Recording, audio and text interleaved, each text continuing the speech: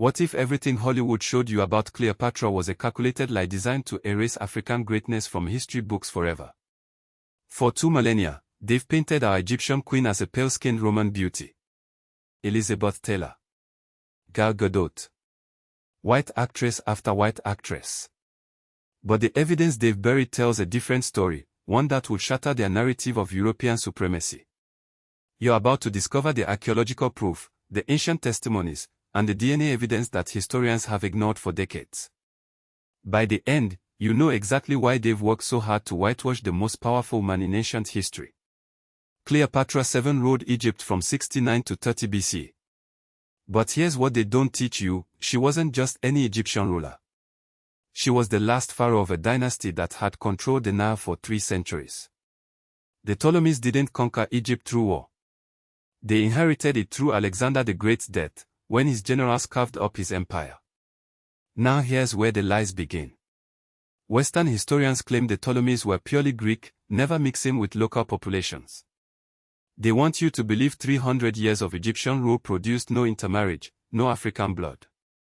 But the mathematics alone destroys this fantasy. Cleopatra was the product of 13 generations of Ptolemaic rule. Even if her dynasty started completely Greek, which is disputed, the probability of remaining genetically isolated for 3 centuries in Africa is virtually zero. Royal marriages weren't just about bloodlines.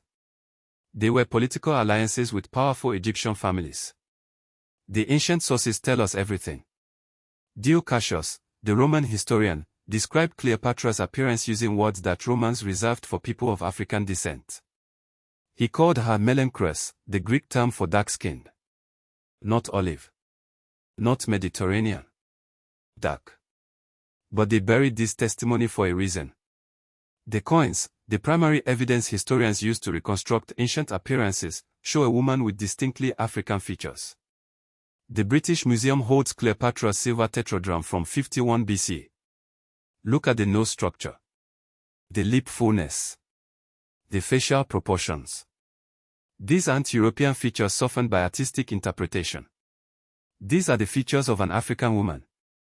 In 2009, archaeologist Dr. Zahi Hawass discovered what may be Cleopatra's sister Arsinoe's remains in Ephesus, Turkey.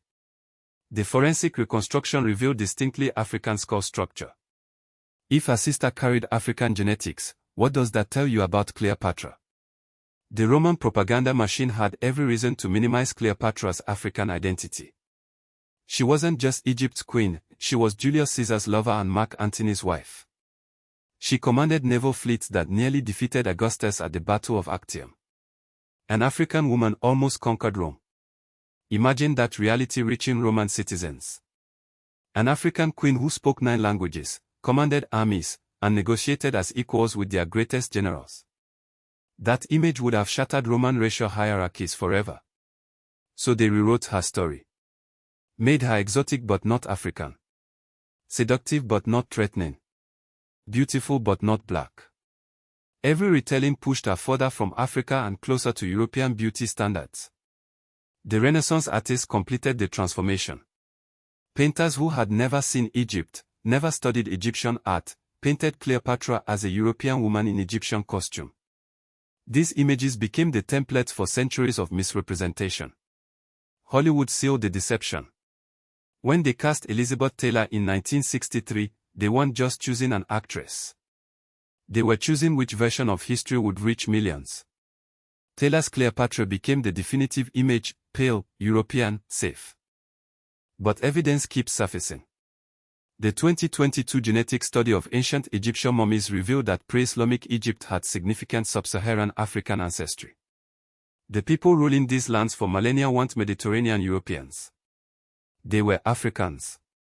Egyptian art provides the clearest proof. The tomb paintings at Karnak show Ptolemaic rulers with features consistent with indigenous Egyptians. Dark skin. African facial structure. These weren't artistic choices, they were documentary records of how pharaohs actually appeared. The linguistic evidence supports this. Cleopatra spoke Egyptian fluently, she was reportedly the first Ptolemy to master the native language. This suggests deep cultural integration impossible without significant Egyptian ancestry. Even her political strategies reflected African wisdom rather than Greek philosophy. She understood the Nile's spiritual significance to her people. She participated in ancient Egyptian religious ceremonies. She positioned herself as the reincarnation of Isis, not a foreign ruler playing dress-up, but an African queen claiming her ancestral throne. The cover-up continues today. When Netflix announced a black actress would portray Cleopatra in their 2023 documentary series, the backlash was swift and vicious. Egyptian officials protested. European academics called it historical inaccuracy. The same people who accepted decades of white Cleopatra suddenly cared about historical authenticity. They've hidden this truth because acknowledging Cleopatra's African identity destroys their entire narrative. It proves that African civilizations produced leaders who commanded respect from Rome itself. It demonstrates that African women wielded power that shaped Mediterranean history. Most importantly, it reveals that African excellence isn't a modern phenomenon we should be grateful for. It's our birthright, one they've spent 2,000 years trying to steal. Every time you see Cleopatra portrayed as European, remember, you're witnessing active historical theft. They didn't just colonize our lands. They colonized our heroes. They turned our queens into their fantasies and our victories into their myths. But the truth remains carved in stone, written in ancient texts, and encoded in DNA. Cleopatra was African. Egypt was African. Our ancestors built civilizations that European powers could only dream of conquering. When you know this history, you walk differently. You understand that greatness flows in your bloodline. You realize that they've worked this hard to hide your story because they know its power to awaken sleeping giants. Follow Ponolens for more truths they hoped you'd never discover.